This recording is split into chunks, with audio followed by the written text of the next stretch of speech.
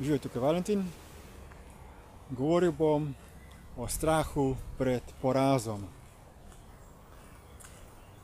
Eni pravijo, življenje je kratko, drugi pa pravijo, joj, nikar se ne poloti tega, kajti za to nisi dovolj kvalificiran. Sta torej dve skrajnosti, ko lahko na polno izkoriščaš življenje, celo preveč intenzivno in ga tudi zelo hitro končaš. Druga skrajnost je pa to, da te je strah številnih stvari in raje niti ne poizkušaš, da bi karkoli dosegel zaradi bojazni, da se ti stvari ne bi uresničile, da bi doživel kakšno izgubo ali poraz.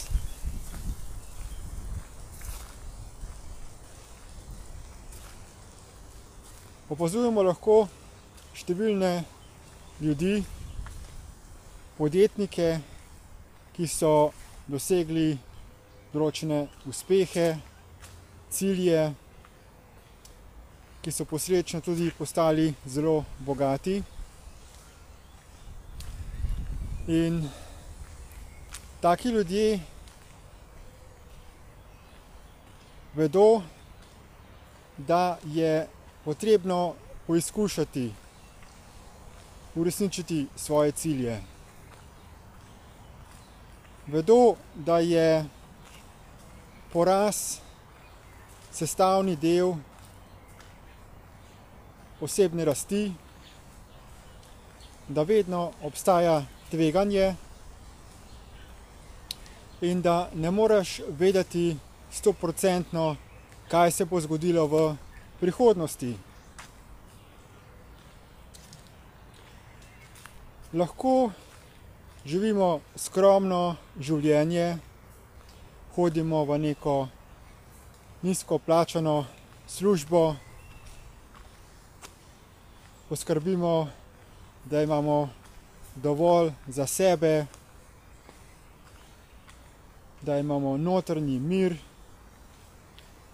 Za ostale ljudi pa nas nič kaj dosti ne briga. Lahko pa se odločimo za večje podvige. Lahko se odločimo za izboljševanje kvalitete družbe. In lahko izberemo neko idejo, neko vizijo, nek poslovni načrt in potem napredujemo v smeri njegove uresničitve.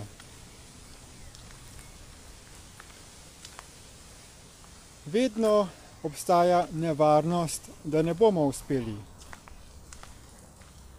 Pravzaprav je neuspeh v večini poslovnih načrtov bolj verjeten od uspeha.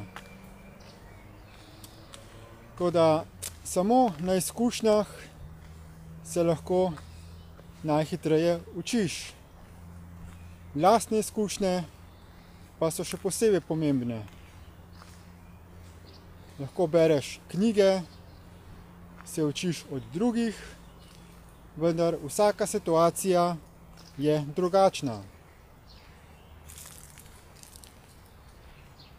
Rodimo se na ta svet, v to fizično telo,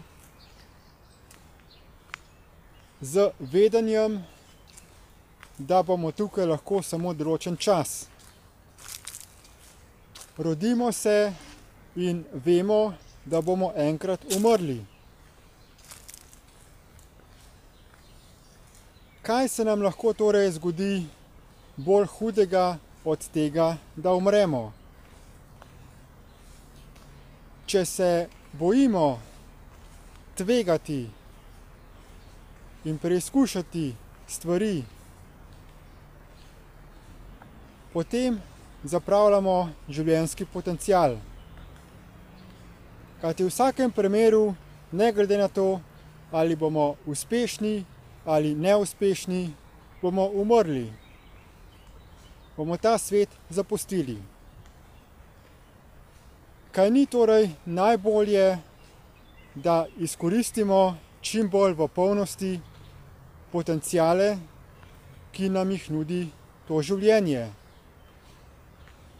Veliko bolje je, da poizkušamo in umremo, kot pa da bi se bali preizkušanja in kljub temu potem na koncu umremo.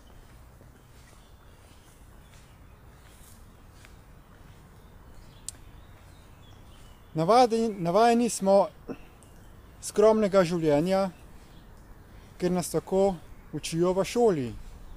Tako nas vzgaja naš sistem, da se prilagajamo nekemu redu, ki je ustvarjen iz strani določenih skupin, ki želijo ta svet obvladovati.